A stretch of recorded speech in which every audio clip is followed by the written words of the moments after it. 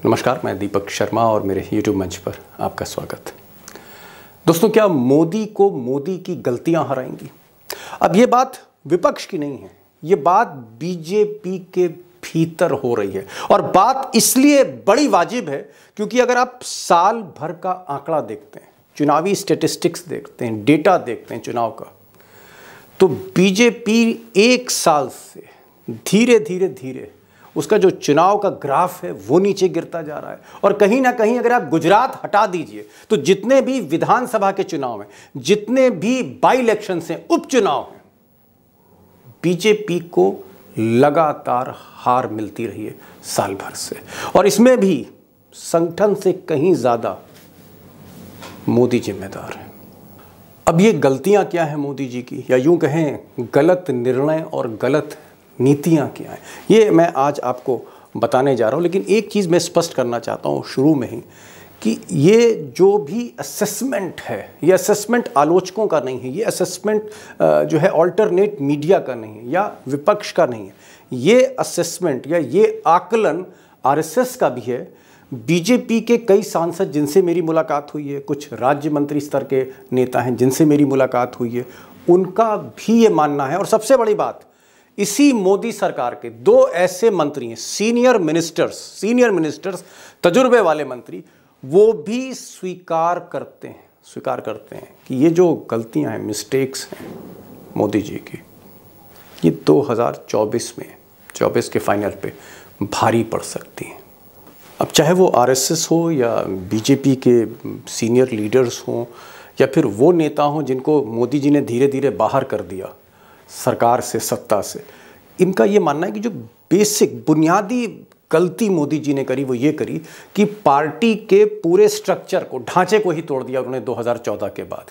और जब से उनको प्रचंड बहुमत मिला, सबसे पहले मोदी जी ने लाल कृष्ण आडवाणी को किनारे किया, फिर मुरली मनोहर जोशी को किनारे किया, फिर यशवंत सिन्हा को किनारे किया, फिर अरुण शौरी को किनारे किया, और फिर एक कतार लगा दी, एक लाइन लगा दी जिसमें वो एक एक करके बड़े नेताओं को बाहर करते चले गए पूरे बीजेपी के सिस्टम से।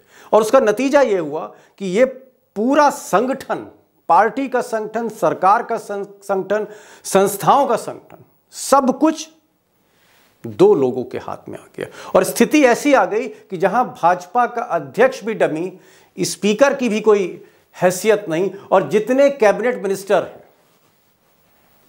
ये भी नाम भर के रहे। तो कुल मिलाकर जो आप कह सकते हैं कि प्राइमरी मिस्टेक, सबसे पहली गलती, प्राथमिक गलती ये थी कि मोदी ने इस पूरी सरकार को गुजरात में कर दिया।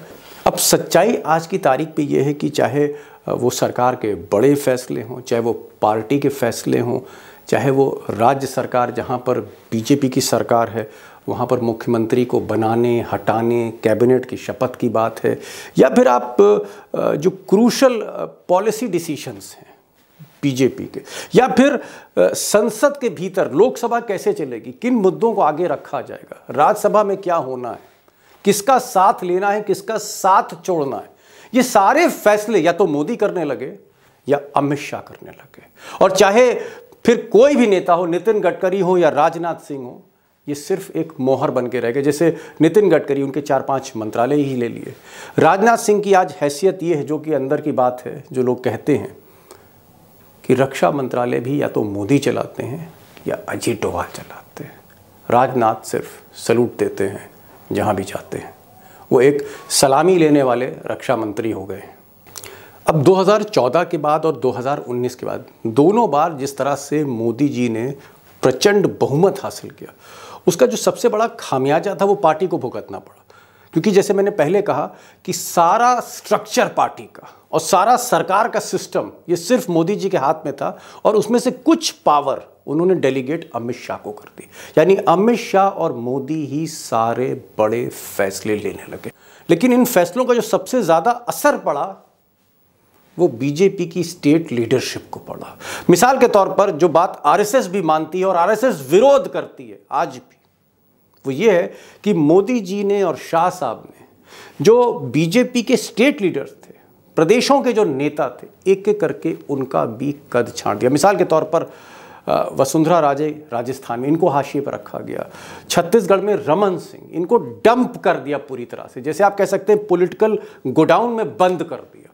शिवराज सिंह मजबूरी में उनको मुख्यमंत्री तो बनाया लेकिन ताकत नहीं दी, और यही हाल कमोवेश देवेंद्र फडणवीस का किया। जितने भी लीडर्स थे, यहां तक कि योगी, जिनको खुद हैंडपिक किया मोदी जी ने, योगी जी को भी ताकत नहीं दी, फैसले की ताकत नहीं दी। आज भी उत्तर प्रदेश की सरकार दिल्ली से चलती है, वो चाहे चीफ सेक्रेटरी हो, चाहे वो 2 डिप्टी चीफ मिनिस्टर हो, चाहे वो बाकी ब्यूरोक्रेसी हो। लगाम या तो मोदी के हाथ में है यूपी की, या अमित शाह के हाथ में। तो दूसरी बड़ी गलती कि रीजनल लीडर्स जो बीजेपी के थे उनको खत्म किया, और इसका पहला प्रमाण कर्नाटक में देखा, जहां येदियुरप्पा को किनारे करके आप कह सकते हैं कि बीजेपी ने अपना दक्षिण का किला ही पूरी तरह से खो दिया। और आज की तारीख में जो चुनाव हो रहे हैं, खासकर छत्तीसगढ़ के, मध्य प्रदेश के, राजस्थान में, यहाँ पर स्टेट लीडरशिप को बीजेपी ने जिस तरह से तलवार से काट के उसके 2 टुकड़े कर दिए स्टेट लीडरशिप के, आज हो सकता है वही मोदी जी का हार का कारण बने सेमीफाइनल का 2023 का।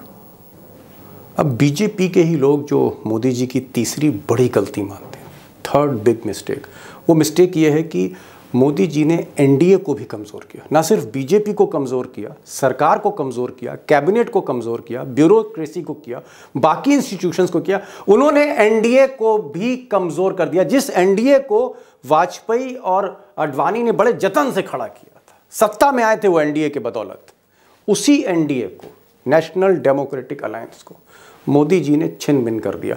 और उसकी जो सबसे बड़ी वजह है, जो एक्सपर्ट्स बताते हैं, महाराष्ट्र में उनको लगा, अमित शाह को लगा और मोदी जी को लगा कि हम अकेले दम पर महाराष्ट्र में सरकार बना सकते हैं, हम अकेले दम पर लोकसभा जीत सकते हैं। और इसीलिए वो शिवसेना से किनारा करते गए, शिवसेना को परेशान करते गए, और उद्धव ठाकरे और मोदी जी का एक तरह का एक ईगो वार शुरू हो गया, जहां उद्धव ठाकरे के फोन उठाने बंद हो गए प्रधानमंत्री कार्यालय और निवास पे, और वहां पर फिर एक ऐसी सिचुएशन आ गई कि टकराव बढ़ा और शिवसेना और बीजेपी को अलग होना पड़ा। बाकी तो आपको पता ही बाद में कैसे मोदी जी ने बदला लिया शिवसेना को तोड़ के। ये बात अलग है कि शिवसेना टूटने के बाद और ज़्यादा ताकतवर हो गई। कमोबेश यही हालत बिहार में देखी गई।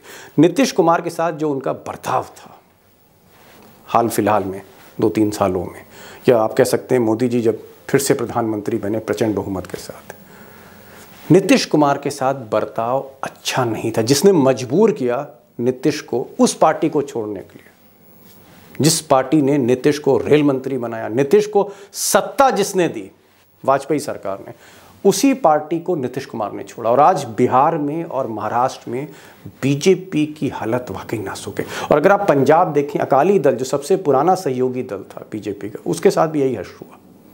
स्थिति यह है कि पंजाब में आज अकाली दल को मुख्य धारा में लाने की जरूरत है। जिस तरह का खालिस्तान मूवमेंट बढ़ रहा है, जिस तरह की स्थितियां हैं सुरक्षा को लेकर, आंतरिक सुरक्षा को लेकर, बॉर्डर सिक्योरिटी को लेकर, अकाली दल को एक ऐसे वक्त पर मोदी जी ने छोड़ा है जहां देश की सुरक्षा वो भी प्रभावित हो सकती है। अकाली दल को आज के दौर में ही मुख्य धारा में लाना चाहिए था। तो कुल मिलाकर अपने सहयोगी दल या रीजनल पार्टीज को किनारे कर मोदी जी ने अपना ही नुकसान किया, और इसका नतीजा आपको 2024 में पता लगेगा।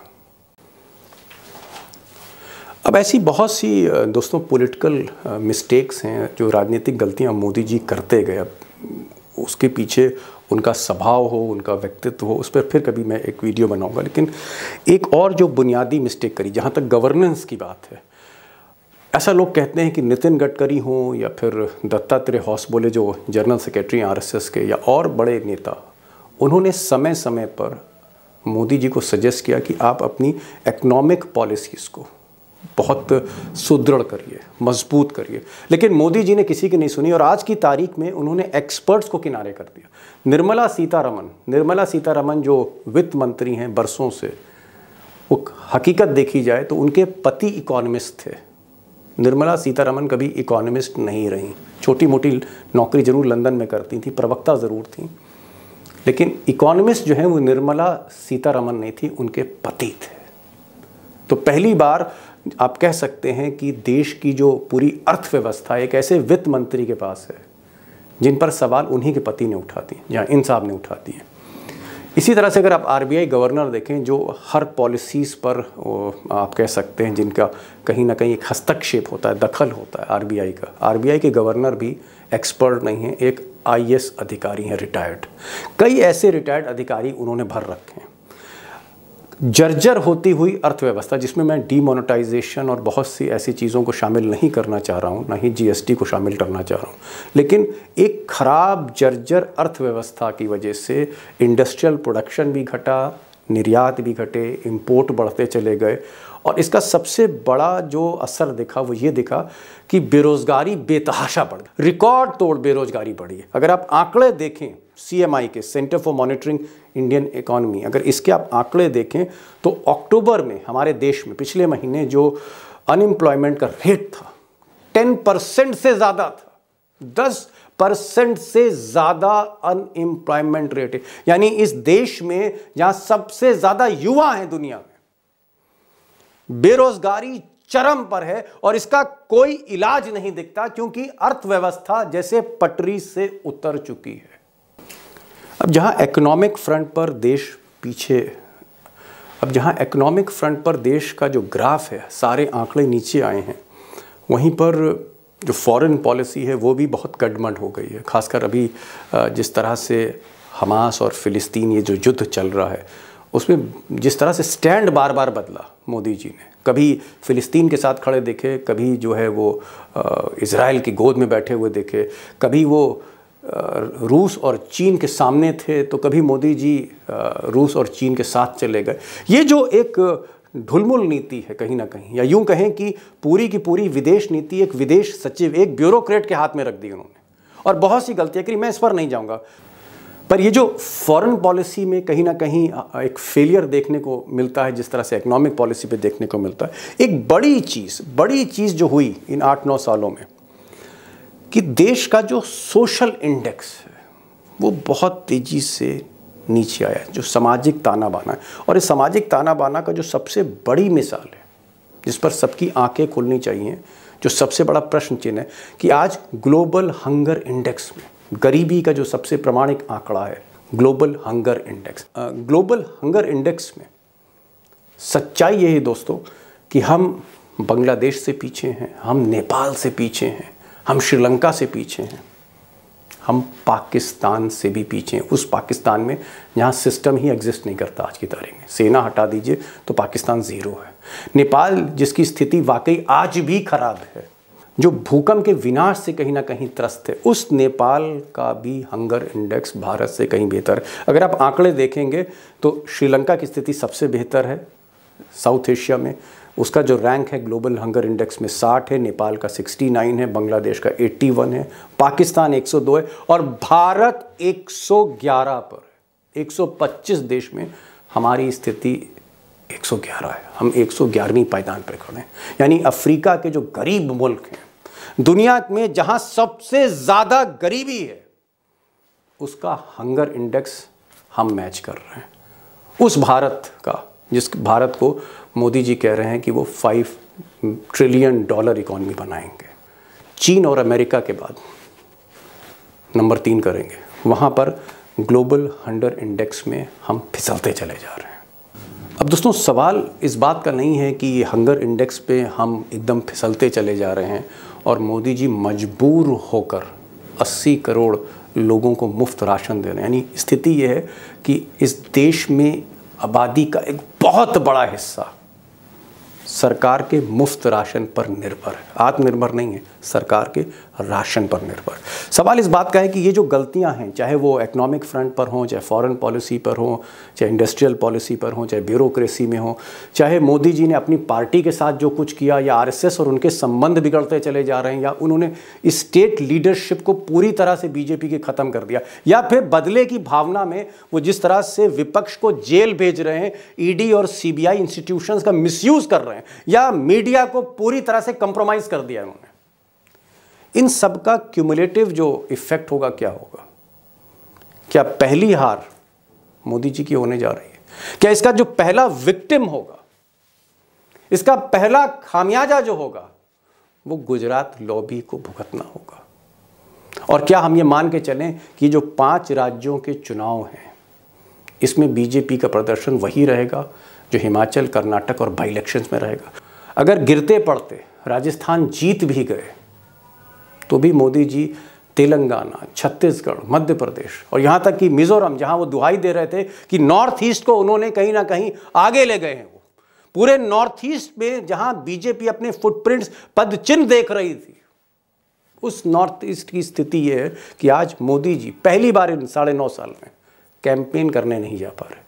मिजोरम में चुनाव हो रहा है, कैंपेन करने नहीं जा रहे। वो मोदी जी जो म्यूनिसिपैलिटी कॉरपोरेशन के इलेक्शन में, वो मोदी जी जो पंचायत के चुनाव तक में चले जा रहे थे, वो नॉर्थ ईस्ट के एक स्टेट के इलेक्शन में नहीं जा पा रहे हैं।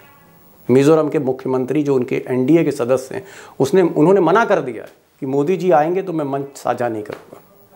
स्थिति ये है। सवाल इस बात का है कि ये सारी स्थितियों का अगर आप आकलन करें, जिसका आकलन अब बीजेपी के भीतर हो रहा है, जिसका आकलन अब आरएसएस के भीतर हो रहा है, क्या मोदी जी 2024 की जीत से दूर होते जा रहे हैं? और क्या यही कारण है कि मोदी जी का जो जादू है उसका असर कम हो रहा है? और लोग भले इसको एंटी इनकम्बेंसी करें, लेकिन कहीं ना कहीं एक चीज़ तय है कि 2019 और 2024 इस मोदी में, 2019 के मोदी और 2024 के मोदी में फ़र्क आज बहुत गहरा है, बहुत गहरा फ़र्क है। और 2024 के नतीजे बहुत कुछ बताएंगे। तो दोस्तों, ये आज का वीडियो था और मैं चाहूँगा आपकी प्रतिक्रिया ज़रूर मुझे मिले। हालांकि 3 दिसंबर एक इम्पॉर्टेंट तारीख है जब पता लगेगा, एक लिटमस टेस्ट है मोदी जी का, एक तरह का सेमीफाइनल है 5 राज्यों के चुनाव के नतीजे आने। लेकिन 2024 ही मेन है जिसकी तैयारी अभी से हो रही। बहरहाल ये आज का वीडियो था, आपकी प्रतिक्रिया मैं ज़रूर जानना चाहूँगा। और आखिर में बहुत बहुत शुभ दिवाली की बहुत बहुत बधाई आप सबको। और मेरी कामना है कि आप सारे दोस्त जो हैं वो, उनका भविष्य उज्जवल रहे और सुख और समृद्धि आए। तो एक बार वंस अगेन दिवाली की बहुत बहुत बधाई, दिवाली की बहुत बहुत मुबारकबाद। ये आज का प्रोग्राम था। फिर मिलते हैं एक नई वीडियो के साथ, तब तक के लिए नमस्कार।